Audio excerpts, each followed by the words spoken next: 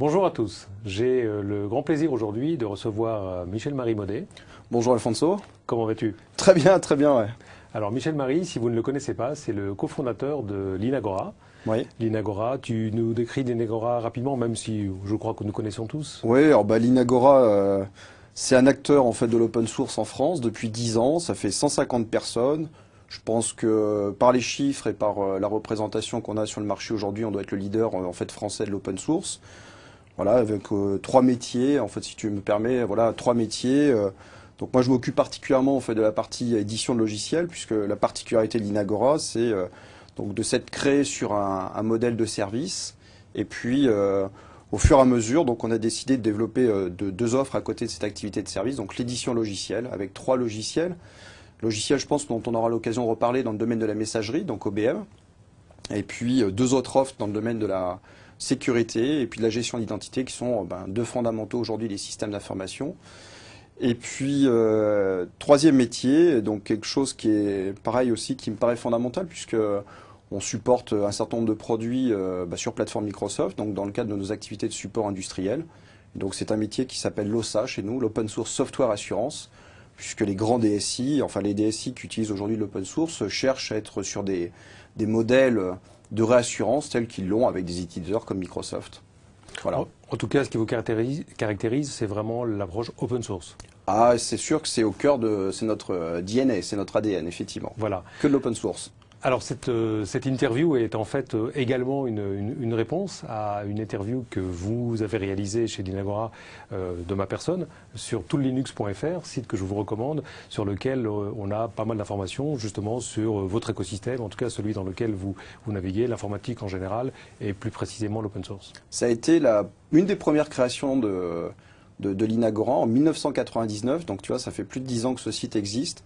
Et l'objectif, c'était d'avoir un site d'information professionnel. Donc, c'était vraiment de faire bénéficier à l'ensemble du marché de nos retours d'expérience et puis des informations de ce qui se passe sur notre écosystème et sur notre planète open source. Et voilà, 10 ans plus tard et quelques reliftings, il est toujours là. Et je crois que les nombres de visites est croissant, ce qui est plutôt bon signe. Ça veut dire que l'intérêt pour l'open source est grandissant sur notre marché. Très bien. Alors, justement, de par cette position que vous avez dans le milieu open source, comment vois-tu ou comment voyez-vous de manière générale chez l'Inagora l'évolution du marché informatique aujourd'hui, là encore avec l'angle open source, et puis en perspective par rapport au modèle commercial que, quelque part, je représente, auquel j'appartiens indéniablement, mais dans lequel nous ne sommes pas les seuls? Déjà, en fait, il y a coexistence. Enfin voilà, il n'y a pas un monde tout blanc ou tout noir. Et nous, depuis 10 ans, donc la particularité aussi, c'est qu'on travaille principalement pour des grands comptes. Notre target, c'est effectivement les grands comptes, donc que ce soit les administrations ou le secteur privé. Donc c'est sûr qu'il y a une DSI d'un ministère ou les DSI en fait des grands comptes de la distribution, d'une banque, utilisent forcément historiquement des solutions éditeurs commerciaux et aujourd'hui de plus en plus de solutions open source. Donc il y a une évolution naturelle et une coexistence de ces deux modèles qui existent chez tous nos clients. Alors pour répondre à comment ça évolue le marché de l'IT, il y a quand même quelques grandes tendances. On le voit systématiquement dans les, par exemple chez le Gartner en fait, qui publie toujours les grandes tendances en fait de l'IT. Donc le cloud en fait, le cloud computing forcément en ce moment. Donc là le cloud computing, moi ce que je peux en dire c'est que c'est une évidence. Nous, tous nos clients aujourd'hui nous interrogent sur cette nouvelle approche où on recherche l'achat en fait de services, et aujourd'hui, ce qui est relativement intéressant pour nous, c'est que l'open source est un moteur d'innovation, en particulier sur le cloud computing, en particulier sur les moteurs de virtualisation, sur les technologies en fait de contrôle en fait des machines virtuelles et sur les technologies même en fait qui font tourner un certain nombre de clouds. Mais là aussi, je crois qu'il n'y a pas forcément une opposition entre modèle commercial et l'open source, puisque ce que recherche en fait quelqu'un qui s'intéresse au cloud computing, c'est d'acheter du service, un service, paiement à l'usage. Bon, donc ensuite que les infrastructures soient du Windows 2008 ou du Linux, ce qui est important, c'est cette nouvelle approche et pour nos clients en fait une nouvelle façon de consommer en fait de l'informatique. Bon, malgré tout, dans ce domaine-là, je pense que et c'est intéressant, c'est que l'open source est un vrai moteur d'innovation. Je ne peux que confirmer la juxtaposition des deux mondes, parce que nous-mêmes, dans notre offre cloud, dans Windows Azure, tu me permets de faire ma pub. Bien sûr, vas-y.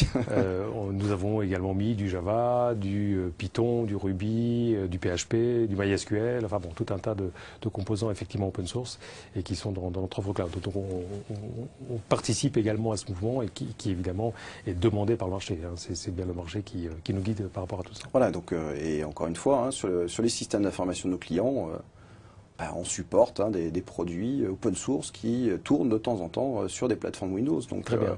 Voilà, donc on a aussi cette compétence à l'intérieur de nos équipes, hein, sur les équipes support, en fait, de supporter ce type de technologie sur les environnements Microsoft. Alors on parle donc de cette collaboration, de cette connectivité, cette connexion entre les environnements open source et d'autres environnements commerciaux.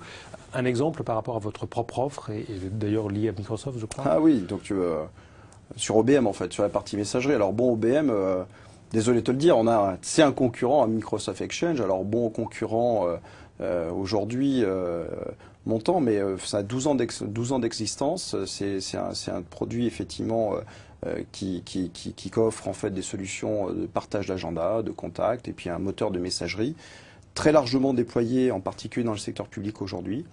Mais par contre, effectivement, tu parlais de collaboration ou en tout cas d'échanges mutuels qu'on peut avoir. Donc concrètement, tu le sais, nous on est plutôt fanat des normes et des standards. Donc à l'origine en fait d'OBM, pour toutes ces technologies de synchronisation, on a plutôt cherché à implémenter des normes. Alors par exemple SyncML, CalDAV, qui sont en fait les normes reconnues en fait sur le marché de la synchronisation. Et puis après, ce qu'on a pu constater, c'est que nos clients après utilisent un certain nombre d'autres technologies qui sont des standards de fait. Et il y en a un que tu connais très bien puisqu'il est dans votre portfolio, donc ActiveSync. Et donc, quand on s'est intéressé au sujet de la synchronisation d'OBM vis-à-vis des téléphones portables et ainsi de suite, c'était naturel qu'on propose à nos clients un serveur de synchronisation qui proposait une interface ActiveSync. Et là, au grand miracle, Microsoft avait publié en fait les spécifications de ce protocole. Alors bon, on aimerait que ça soit plus large, hein, puisqu'on n'a pas traité tous les sujets de la synchronisation. J'espère, j'en profite, hein, peut-être que ça sera l'occasion de demander officiellement la publication d'un certain nombre d'autres spécifications sur le protocole MAPI en particulier. Là, ça nous intéresserait. Mais aujourd'hui, concrètement, le fait que Microsoft publie un certain nombre de spécifications, en particulier sur ActiveSync, on a implémenté un serveur open source qui implémente ce protocole et d'un jour d'un seul, en fait, on se retrouve, OBM est capable de supporter pratiquement 90% des téléphones portables en fait, qui sont vendus sur le marché actuellement. Alors les iPhones, les Windows 7, les Phone 7 maintenant, les plateformes Android. Donc là, c'est bien puisqu'en fait, y compris sur la téléphonie, sur la mobilité, où l'open source apporte en fait des technologies. Donc on a un protocole qui permet d'adresser en fait l'ensemble de ces plateformes. Voilà, et Exchange entre autres continue à s'ouvrir puisqu'on a depuis ActiveSync également publié énormément de spécifications sur le format des fichiers PST. Ouais. Donc Exchange s'ouvre à l'instar de tout un tas d'autres technologies chez nous effectivement. Oui, et puis donc là tu parles des PST, donc d'Outlook. Nous on a été, tu vois, en fait on est plus qu'open parce que on propose même à nos clients de continuer à utiliser Outlook en fait avec OBM. Et on propose donc un connecteur pour Outlook. Hein. Donc aujourd'hui, on supporte Outlook 2003, 2007. Et donc ça permet d'avoir des utilisateurs qui conservent Outlook et qui se connectent en fait sur notre serveur OBM. Et puis un certain nombre d'autres utilisateurs qui utilisent en fait d'autres technologies soit sur téléphone, soit sur des clients lourds, type Mozilla Thunderbird. Donc c'est bien, c'est ça qui est intéressant aussi, c'est de pouvoir constituer, parce que nous, notre approche, hein, et puis nos clients nous le demandent, on ne peut pas être tout blanc, tout noir. Donc on mixe, et donc la notion d'interopérabilité qui est offerte par ces standards, elle est juste essentielle pour la coexistence de nos solutions. Standard qu'effectivement nous développons de plus en plus. Je sens, moi, à beaucoup côtoyer également donc, des interlocuteurs open source, peut-être un petit peu moins de dogme et de plus en plus de pragmatisme, celui que tu soulignes donc à l'instant, le fait effectivement de vraiment s'atteler, alors évidemment on l'a tous fait depuis toujours, mais peut-être encore un peu plus, de vraiment rechercher des solutions pragmatiques et de faire en sorte de vraiment aider nos clients. j'insiste, avec moins de dogmes peut-être que par le passé, des deux côtés d'ailleurs. Hein.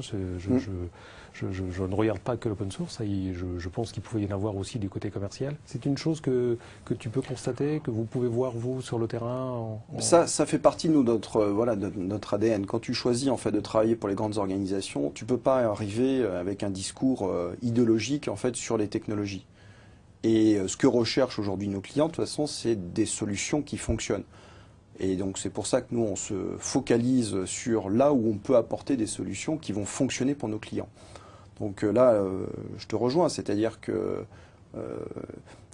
l'open source, alors est-ce qu'on peut dire que le marché s'est professionnalisé d'une certaine façon? Oui, de toute façon on le voit bien, puisque on assiste à quelques grands mouvements aussi sur le marché, sur notre écosystème. Hein, donc l'appétit des acteurs traditionnels en fait sur les technologies open source et sur des acteurs de l'open source est grandissant. Ce qui veut dire que eux-mêmes prennent en fait l'open source comme un vecteur de croissance et un vecteur en fait d'innovation en fait important. Donc aujourd'hui, on peut constater effectivement peut-être moins que dogmes en fait surtout moi ce qui à partir du voilà, c'est aussi, je pense qu'aujourd'hui, des sociétés de notre taille, en fait, recherchent surtout à apporter des solutions à des clients. Donc après, que ça soit la technologie A ou B, bon, si c'est la B qui est open source, on préférera que ce soit la B, mais voilà. Donc et puis encore une fois, c'est de donner toutes les clés de choix en fait à nos clients, et après c'est le client en fait qui choisit en son âme et conscience. Alors il y a un certain nombre de drivers en fait de nos clients, donc il y a bien sûr les réductions de coûts, il y a en fait peut-être la dépendance vis-à-vis d'un certain nombre de fournisseurs, mais malgré tout en fait voilà ça rentre dans un processus de choix et donc il faut laisser en fait les clients et ce qu'on recherche à apporter un service très important.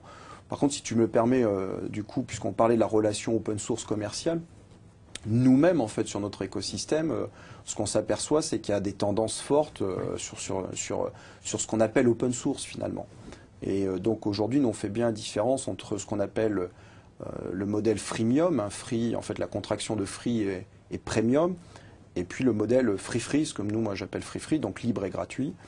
Donc là, c'est des tendances fortes, hein, c'est-à-dire qu'outre-Atlantique, les éditeurs, un certain nombre d'éditeurs open source, des Talend, des Jasper, Jaspersoft, sont partis plutôt sur des modèles en fait freemium, où la caractéristique de ce modèle, c'est d'avoir en fait une version open source et puis une version enrichie de services, donc des versions dites entreprises, avec des modèles économiques liés en fait à ce modèle en fait freemium.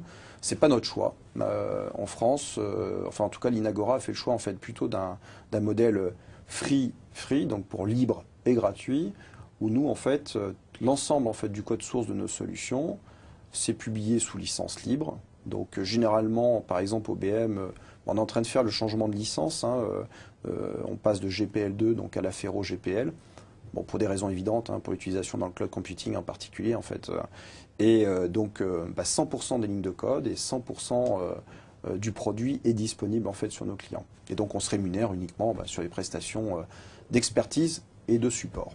Et nous, de notre côté, tu le sais, nous avons contribué au noyau Linux il y a maintenant un peu plus d'un an, et nous l'avons fait en respectant la GPLv2. Donc, il y a également des mouvements des deux côtés.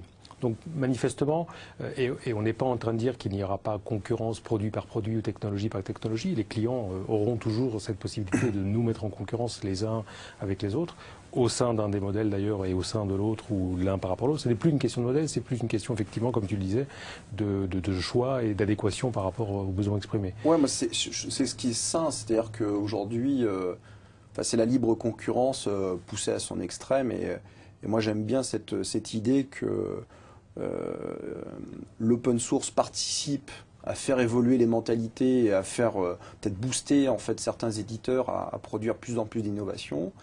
Et c'est un cercle virtueux, c'est-à-dire que dès qu'il y a des innovations, en tout cas des idées nouvelles en fait qui apparaissent sur le marché, elles sont aussi soit elles proviennent en fait de certaines communautés open source, soit en fait il y a toute une profusion et donc de projets qui peuvent naître.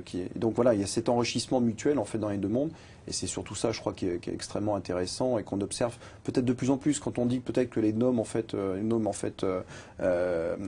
disparaissent, c'est aussi ça, c'est-à-dire que aujourd'hui on a nos utilisateurs, et on le voit en fait des acteurs de l'Internet, des gens comme Facebook, Google, en fait mettent à disposition beaucoup de choses gratuitement, très rapidement, et un peu créent en fait dans le milieu de l'entreprise en fait des attentes très fortes des utilisateurs. Et le fait qu'à un moment donné, l'open source enrichisse ou en tout cas dynamise en fait certains éditeurs et vice versa, donc c'est bon aussi pour nos clients. Et c'est ça qu'il faut retenir de cette histoire, quoi. Voilà, finalement, nous contribuons tous à cette création de valeur que les nouvelles technologies savent engendrer probablement comme personne d'autre et qui au final, donc, apportent également la croissance dont nos États ont tous besoin. Oui, bien sûr. Et voilà, donc surtout en Europe, en ce moment. Et surtout en Europe, exactement. Donc une collaboration au jour le jour, qui ne signifie pas qu'il n'y a pas concurrence. Hein, nous vivons ça très bien. Bah oui, oui. Et probablement, en tout cas, ce que moi j'estime être une certaine intelligence dans l'approche, et qui en tout cas est tournée vers nos clients, vers vous, et ce que l'on fait donc ensemble au quotidien. Un grand merci. Merci à toi. Un grand merci d'être venu nous rendre visite, et donc à très bientôt pour d'autres interviews sur d'autres approches par rapport à l'évolution de l'informatique aujourd'hui. Au revoir. Merci, au revoir.